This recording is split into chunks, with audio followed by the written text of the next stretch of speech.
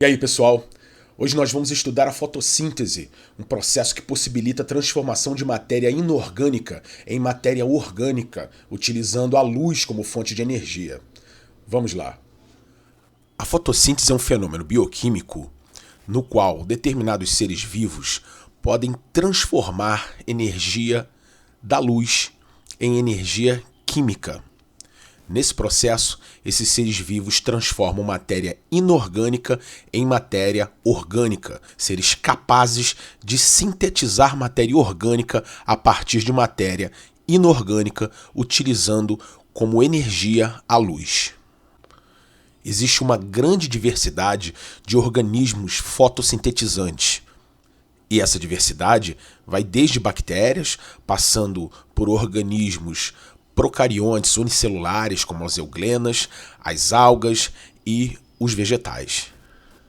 Em seres eucariontes, o processo de fotossíntese ocorre em organelas chamadas cloroplastos. E os cloroplastos, assim como as mitocôndrias, têm origem evolutiva endossimbiótica, explicada pela teoria da endossimbiose, proposta pela cientista estadunidense Lynn Margulis. Segundo essa teoria, no caso das mitocôndrias, a célula eucariótica ancestral teria fagocitado um organismo procarionte capaz de usar o oxigênio na quebra da glicose na respiração celular, e esse organismo não teria sido digerido. O organismo então passa a viver no interior da célula, ambos são favorecidos e evoluem então as mitocôndrias.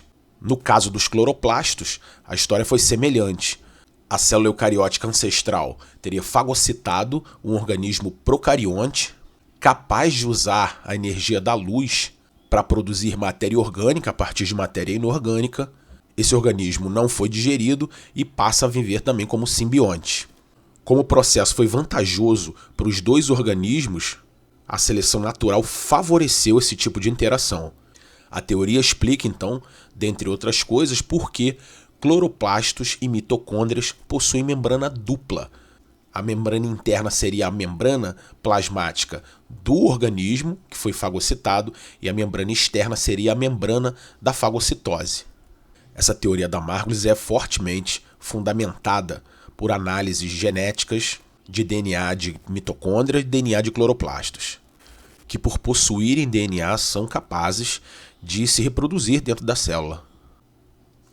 Vamos ver então, de maneira geral, como funciona o processo de fotossíntese.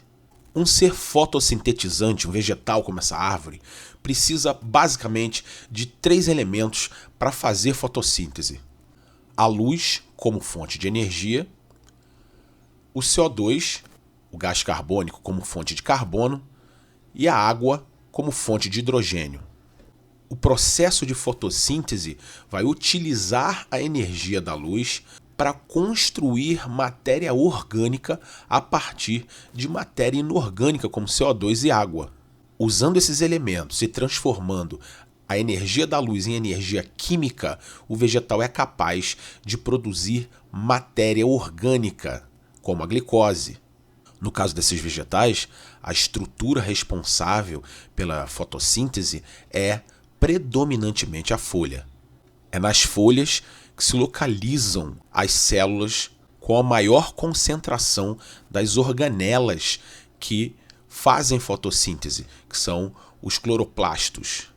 O cloroplasto é formado basicamente por uma membrana dupla, uma matriz gelatinosa chamada de estroma, semelhante ao citoplasma da célula, onde se localizam ali os ribossomos, o material genético do cloroplasto, e essas dobras de membrana interna chamadas de tilacoides.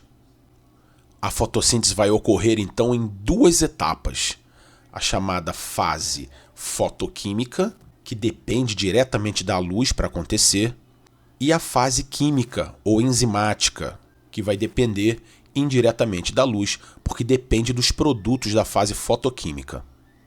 Vamos ver de maneira resumida os principais eventos de cada fase. Na fase fotoquímica ocorrem 2 eventos importantes: a fotólise da água e a chamada fotofosforilação. E esses eventos dependem diretamente da energia da luz, que vai quebrar moléculas de água na fotólise e excitar os elétrons da clorofila na fotofosforilação. As moléculas de clorofila que estão localizadas nos tilacoides do cloroplasto, que são essas dobras de membrana. As moléculas de clorofila ficam associadas à membrana dos tilacoides. Na fotólise da água, as moléculas de água são quebradas em íons de hidrogênio e oxigênio. Também são liberados, logicamente, elétrons nesse processo. Esses elétrons podem recompor moléculas de clorofila em determinados tipos de fotofosforilação. Porque essas moléculas de clorofila recebem energia da luz, esses elétrons ganham energia e se desprendem da molécula, sendo carreados por transportadores de elétrons na membrana. Isso atrai os íons de hidrogênio para dentro da membrana dos tilacoides, formando um gradiente de concentração de prótons. Esses prótons vão ser levados para a próxima fase por transportadores, os transportadores NADP, que possuem fosfato e têm afinidade por prótons. Só que esses prótons, esses íons de hidrogênio que passaram por poros para dentro da membrana, só podem sair por uma proteína chamada ATP sintetase. E esses prótons, quando atravessam a ATP sintetase, fornecem energia para a movimentação dessa enzima e faz com que essa enzima junte moléculas de ADP com fosfato, formando moléculas de ATP, que é a molécula utilizada pela célula para reações que necessitam de energia. Aí os hidrogênios se ligam aos transportadores e vão ser levados para a próxima fase. Então a fase fotoquímica tem como produtos o oxigênio, que vem da fotólise da água e é liberado, não é aproveitado, não é utilizado na fotossíntese. Por isso, seres fotossintetizantes liberam oxigênio para a atmosfera e esse oxigênio vem da água. Outro produto da fase fotoquímica são os hidrogênios, carreados pelos NADP, pelos transportadores, e temos também a formação de ATP. Os hidrogênios vão servir como fonte de hidrogênio na próxima fase para montar a molécula orgânica, e o ATP vai servir como fonte de energia para que as reações aconteçam.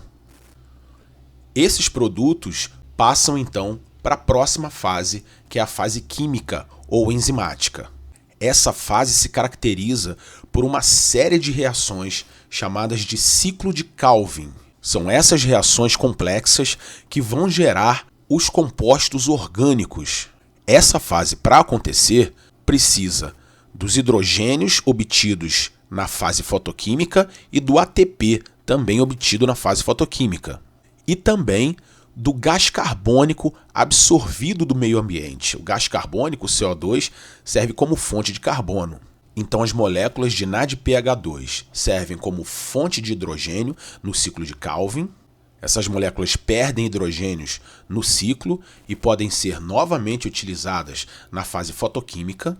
As moléculas de ATP servem como fonte de energia para que as reações ocorram, são transformadas novamente em ADP mais fosfato e podem ser reutilizadas, retransformadas em ATP na fase fotoquímica.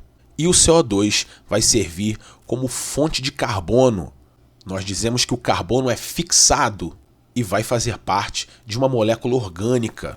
Essa fixação é feita por uma enzima, a enzima mais abundante das plantas, chamada de ribulose 1,5-bifosfato carboxilase oxigenase, conhecido também pelo apelido rubisco. É a rubisco que vai fazer a fixação do carbono do CO2 na molécula orgânica em formação.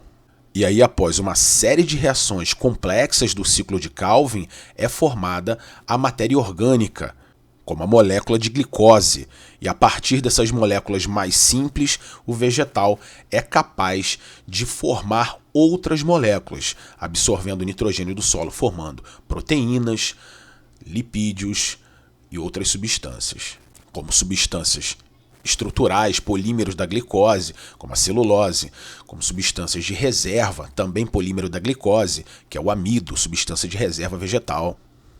Então, nesse processo de fotossíntese, esses seres são capazes de, a partir de matéria inorgânica, como CO2 e água, formar substâncias orgânicas complexas. Para isso, a energia da luz tem que ser transformada em energia química, em ATP, e a energia do ATP é utilizada para que as reações aconteçam e a matéria orgânica seja construída. A fotossíntese tem grande importância para a vida na Terra. É base para a grande maioria das cadeias alimentares do planeta.